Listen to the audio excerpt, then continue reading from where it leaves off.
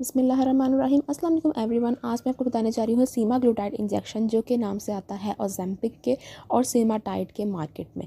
ठीक है, इसका किस तरह से यूज़ करते हैं, इसकी क्या कॉन्ट्रा इंडिकेशन है, इसका डोज़ किस तरह से मैनेज होता है, और अगर डोज़ मिस हो जाए तो क्या होता है, आपने किस तरह से उसको मैनेज करना होता है, यानी each and everything for the pharmacist and physicians के लिए पर्टिकुलरली।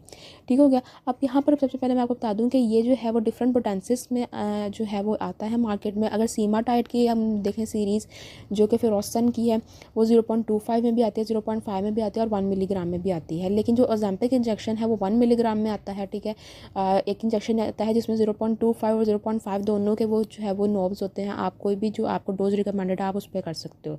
ठीक है, तो अब सबसे पहले हम लोग देख लेते हैं कि ये कौन लोग हैं जो ये इंजेक्शन नहीं लगा सकते। वो लोग जिनको मेड्यूलरी थायराइड कार्सिनोमा है या फिर मल्टीपल एंडोक्राइन नियोप्लाजिया सिंड्रोम टाइप 2 है।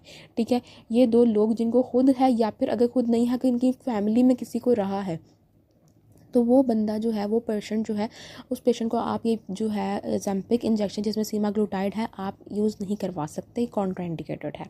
ठीक है, अब इसकी नेचर क्या है सीमाग्लूटाइड की, ये GLP-1 एगोनिस्ट है और इसको अगर हम लोग देखेंगे ये यूज़ किस तरह से हो रहा है, ये एडजंक्ट के तौर पे यूज़ होता है with the diet and the exercise. ठीक है, किन किन कंडीशन में, टाइप 2 डायबिटीज़ मेलाइटस में, ऐसा पेशेंट जिसको टाइप 2 डायबिटीज़ मेलाइटस हो और साथ में कार्डियोवास्कुलर डिजीज़ का भी कोई रिस्क है, उसमें भी ये यूज़ हो सकता है।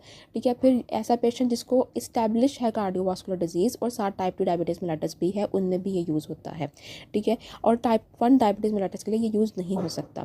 एक और इंपॉर्टेंट बात कि जिनको पैनक्रियाटाइटिस है उनके फिजिशियन या फार्मासिस्ट को चाहिए, अगर आपके पेशेंट को जो है पैनक्रियाटाइटिस है तो आप किसी और एंटी डायबिटिक मेडिकेशन की तरफ जो है वो उसको प्रेफरेंस दें। ठीक है, अगर हम लोग इसके डोज़ की बात करें तो इसका डोज़ किस तरह से होता है, इसका वंस अ वीक डोज होता है। ठीक है, स्टार्टिंग डोज क्या है इसका 0.25 मिलीग्राम। स्टार्टिंग डोज जब आपने 0.25 मिलीग्राम करवा दिया तो आपने तकरीबन 4 हफ्ते यानी कि 1 महीना जो है वो आपने इसी डोज़ पे रखना होता है। ठीक है, हो गया।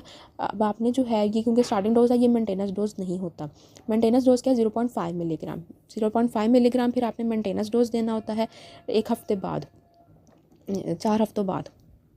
फिर अगेन उसी तरह 0.5 मिलीग्राम को भी आपने 4 हफ्तों तक देना होता है, हर हफ्ते एक बार।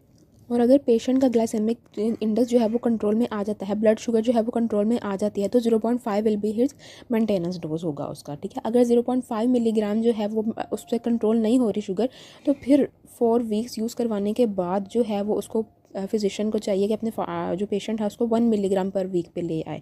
ठीक है, अगर इससे भी कंट्रोल नहीं हो रहा, 4 हफ्ते इस्तेमाल करवाया कंट्रोल नहीं हो रहा, तो 2 मिलीग्राम पर वीक तक भी हो सकता है। ठीक है, लेकिन अब फॉर एग्जांपल किसी पेशेंट का जो है वो 0.5 मिलीग्राम पे सेट हो गया डोज, लेकिन अब क्या है वो हर वीक यूज